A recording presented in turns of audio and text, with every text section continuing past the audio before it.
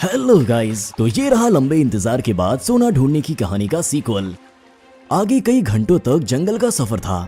लगभग हर किलोमीटर पर हमें कटीले तारों से घिरी जमीन से होकर गुजरना पड़ता था और सच कहें तो ये थोड़ा डरावना था। हमें डर था कि यहाँ रहने वाला कोई इंसान झाड़ियों से कूदकर अपनी छुरी से हमें काट डालेगा। आखिरकार सोने का इलाका शुरू हो रहा था और कोई नहीं चाहता था कि बाहरी लोग उनके इलाके में कदम रखें, लेकिन हमारे पास कोई और रास्ता नहीं था। इसीलिए हम इस वीरान से होते हुए जंगल के अंदर चलते गए, एक ऐसे इंसान का पीछा करते हुए जिसे हमने अपनी जिंदगी में पहले कभी नहीं देखा था। ये एक जबरदस्त प्लान है ना? कीचड़ और दलदल का सामना करने के बाद हमें एक बार फिर पूरा यकीन हो गया कि जूते खरीदने का ख्याल अच्छा था, क्योंकि स्नीकर्स ऐसी हालत में बचे नहीं रह पाते, ये तो पक्का है। और फिर हमें एक दिलचस्प पौधा मिला जिसने छूने पर तुरंत अपनी पत्तियों को एक अजीब तरीके से मोड़ लिया। हो सकता है कि ये बारिश की बूंदों या कीड़ों के खाए जाने से खुद को बचाने के लिए ऐसा करता हो। इसके ऐसा करने की वजह बताना मुश्किल है, लेकिन ये अच्छा लग रहा है। काश हमने इसे घर में लगाने के बारे में सोचा होता। जैसा कि इसके पास के छोटे गड्ढों से पता चलता है, हम सोने वाली नदी के किनारे किनारे चल रहे थे। इसमें ढूंढने वालों ने कभी सोना ढूंढने की कोशिश की होगी। हमने पेड़ पर म्याऊं की आवाज सुनी और ये एक असली जंगली बिल्ली निकली। कोई आवारा बिल्ली नहीं, बल्कि वो जो अपनी पूरी जिंदगी जंगल में रहती है, शिकार करती है और अपने साथ रहने वाले छोटे जीवों को खाती है।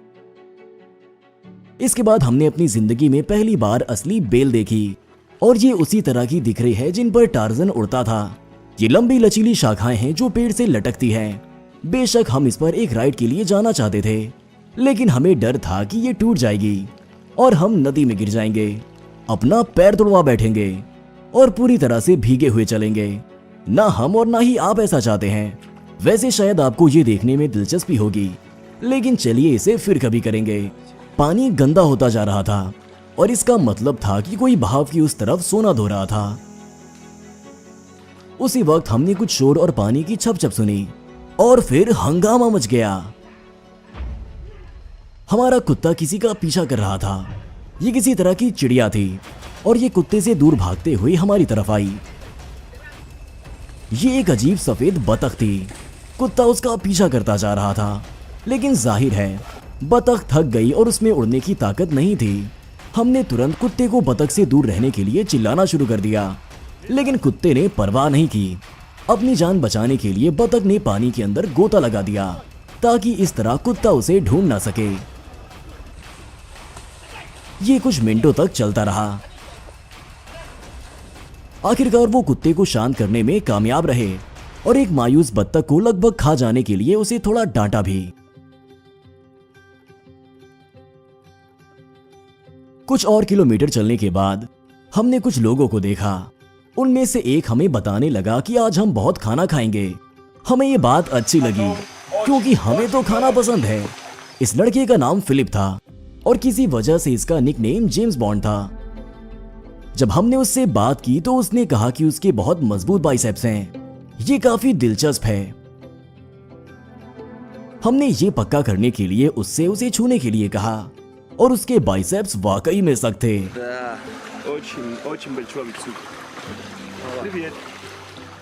शायद सोने की खुदाई करने से ये ऐसे हो गए होंगे। फिर उसने हमें दोपहर का खाना लेने के लिए उसके पीछे चलने को कहा, क्योंकि उसने वादा किया था कि आज हम बहुत खाना खाएंगे।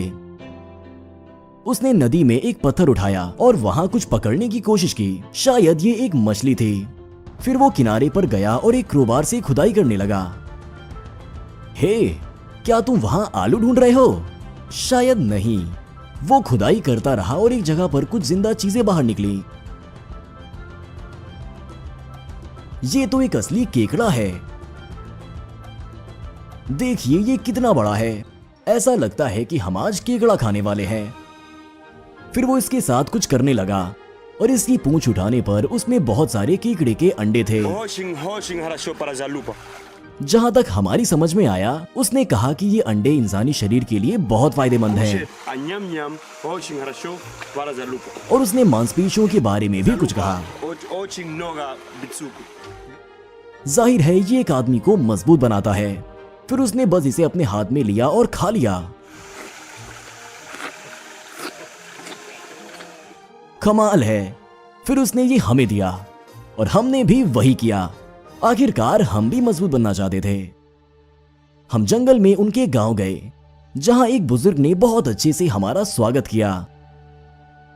यह हकीकत में एक गांव नहीं, बल्कि जंगल के बीच में बसे हुए कुछ घर हैं, जहां सोने की खदान में काम करने वाले रहते हैं। सामने घुसते ही एक डरावनी कठपुतली थी। हो सकता है कि बिन बुलाए मेहमान को डराने के लिए ये किसी तरह का जादू टोना हो। गुड़िया के बगल में 2 मुर्गियां और एक छोटे कुत्ते वाला एक छोटा सा इलाका था। और ये उस बुजुर्ग के एक दोस्त हैं, जो यहाँ की जमीनों पर नजर रखते हैं, ताकि कोई बाहरी इंसान यहाँ से सोना ना निकाल सके। हमें चारों तरफ देखने और जहाँ वो रहते हैं उन झोपड़ियों के अंदर जाने की इजाजत मिल गई थी। और हमें लगता है कि पिछली वीडियो में हमने जो देखा उसके मुकाबले में ये और भी सादी है। ये लिविंग एरिया है, जो ट्रेन के डब्बों से भी छोटा है, और इसमें अलमारी की जगह और मच्छरदानी वाला एक बेडरूम दोनों शामिल है। दरअसल यहाँ सिर्फ लोग ही नहीं रहते हैं, यहाँ मुर्गियों के घोंसले के लिए भी अलमारियां हैं।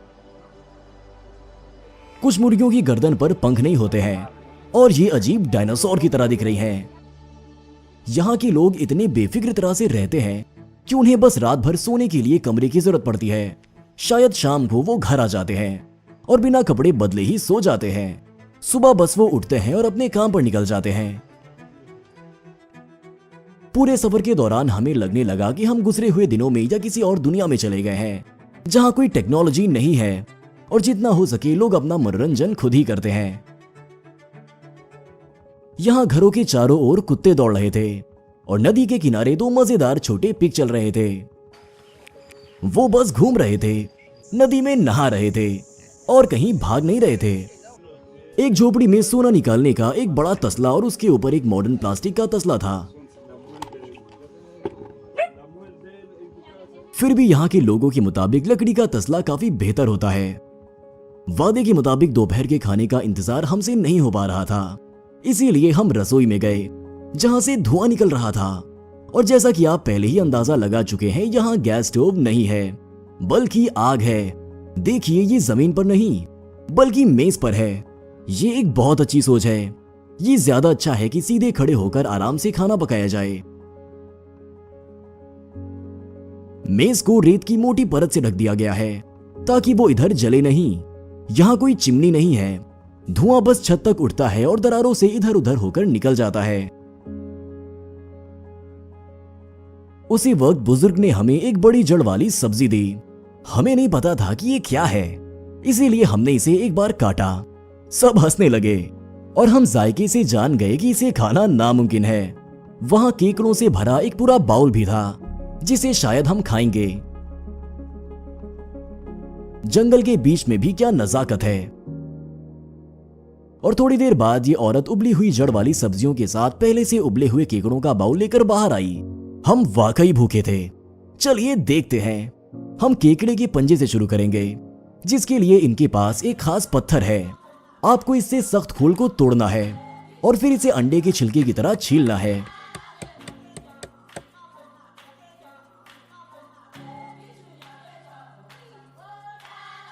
केकड़े का मांस बहुत मजेदार होता है। वैसे यहाँ के लोगों ने इसे आम चम्मच से करना सीख लिया है। वो बस इसे खोल पर मारते हैं, ये टूट जाता है और फिर वो मांस निकालते हैं। वैसे केकड़ा खुद एक डिब्बे की तरह खोला जा सकता है, लेकिन हमें नहीं समझ आया कि इसका कौन सा हिस्सा खाने लायक है। वैसे हमने इसके बदले में उन्हें कुछ सॉसेज दिए और हमें लगता है कि उन्हें वाकई ये बहुत पसंद आया। इस अजीब मुर्गी और कुत्ते को भी थोड़ा थोड़ा मिला। केकड़ों को खाने के बाद फिलिप हमें कुछ दिखाना चाहता था। 1, 2, 3.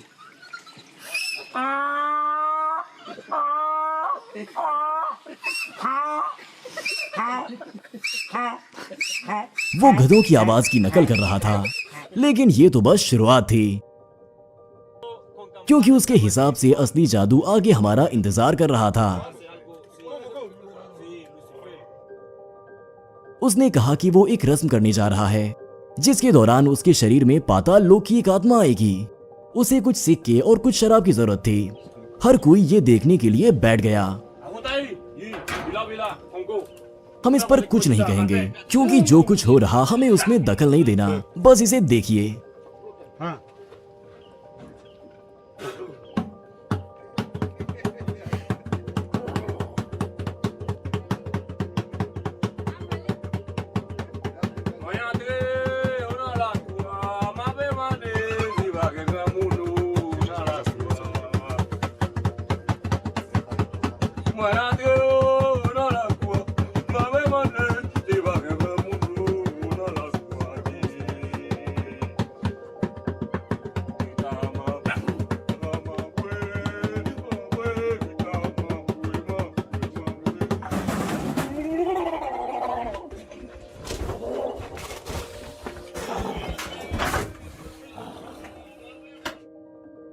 क्या परफॉर्मेंस थी।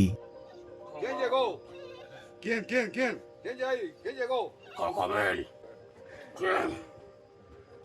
क्या आपको लगता है कि वाकई में आत्मा बात कर रही थी? आखिर वो था क्या?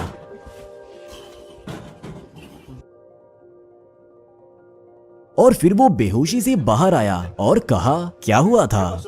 लगता है जैसे उसे कुछ भी याद नहीं है। हमने काफी केकड़े खा लिए थे और अब डेजर्ट का वक्त था जो हमारे सिर के ठीक ऊपर लगा था। आप इसकी खूबियों से हैरान होने वाले हैं। ये पैशन फ्रूट है जिसकी वजह से ये फल हमारे बाजार में बहुत मुश्किल से मिलता है। आमतौर पर इसका खोल काफी सख्त होता है लेकिन अंदर ऐसा मोटा सा एक गुच्छा होता है। ये खट्टे होते हैं लेकिन बहुत ही मजेदार होते हैं। सिर्फ यही नहीं, आप कुछ संतरे या केले भी खा सकते हैं।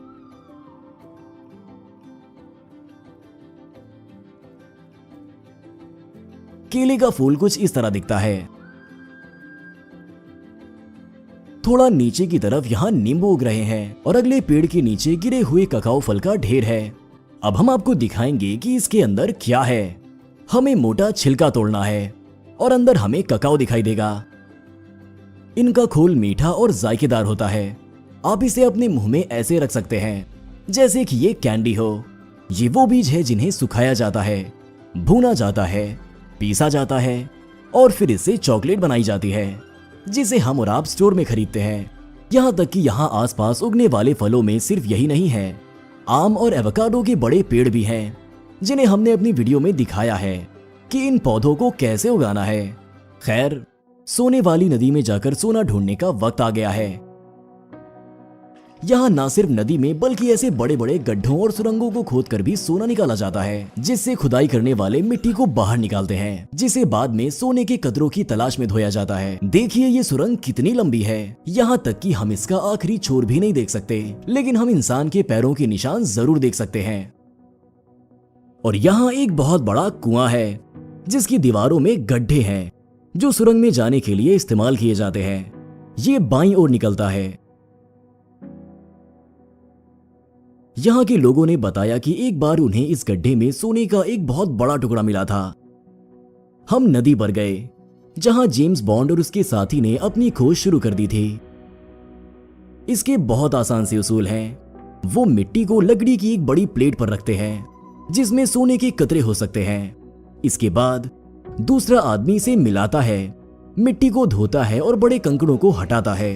क्योंकि सोना पत्थर से भारी होता है इसीलिए इन्हें मिलाने के दौरान ये प्लेट के नीचे जम जाता है और फिर जब वो बाकी सब कुछ धोकर बाहर निकाल देते हैं तो वो खुशकिस्मत हो सकते हैं और उन्हें सोने के कुछ दाने मिल सकते हैं। जब वो इसे धो रहे थे तो हम अपना सोना ढूंढने के लिए उतने ही बेचैन थे, इसीलिए हमने इसे हाथ से ही करने की कोशिश की लेकिन यकीनन हमें यहाँ कुछ नहीं मिला। फिलिप अपने हाथों में प्लेट लेता है और बाकी की मिट्टी को हटाने के लिए इसे आखिरी बार इधर उधर हिलाता है।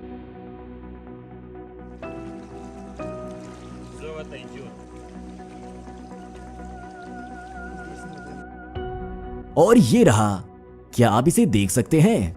इसमें असली सोने के टुकड़े हैं।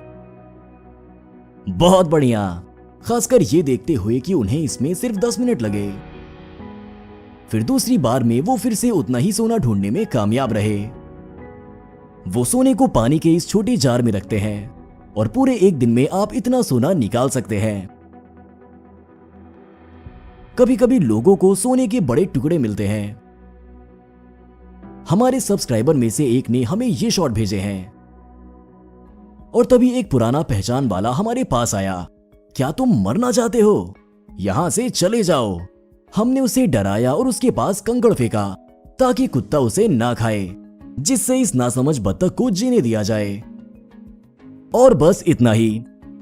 हमें पता चल गया कि ये सब कैसे होता है, इसीलिए हमने उनसे कहा कि हमें ये प्लेट दे दें और ज्यादा सोना बनाने के लिए इसमें और पत्थर डाल दें। और तब पता चला कि ये इतना आसान नहीं था जितना पहली नजर में लग रहा था। हम अपने हाथों से सभी पत्थरों को तो आसानी से हिला सकते थे, लेकिन जब प्लेट को गोल गोल घुमाने की बारी आई तो हमारी कमर पर ऐसा भार पड़ा कि हम और नहीं करना चाहते थे। एडिटिंग करते वक्त हमने ध्यान दिया कि वो घुटने को अपनी छाती से लगाते हैं और शरीर को अपने पैर पर टिकाते हैं, जिससे कमर पर भार बहुत कम हो जाता है। हमने उस वक्त ऐसा करने के बारे में सोचा नहीं था। कुछ मिनट प्लेट घुमाने के बाद मेरी कमर बहुत दर्द कर रही थी और आखिरी काम के लिए जेम्स बॉन्ड की मदद लेनी पड़ी। कहीं ऐसा ना हो कि हम गलती से सारा सोना वापस नदी में डाल दें। हम सोच रहे थे कि क्या हम कामयाब होंगे।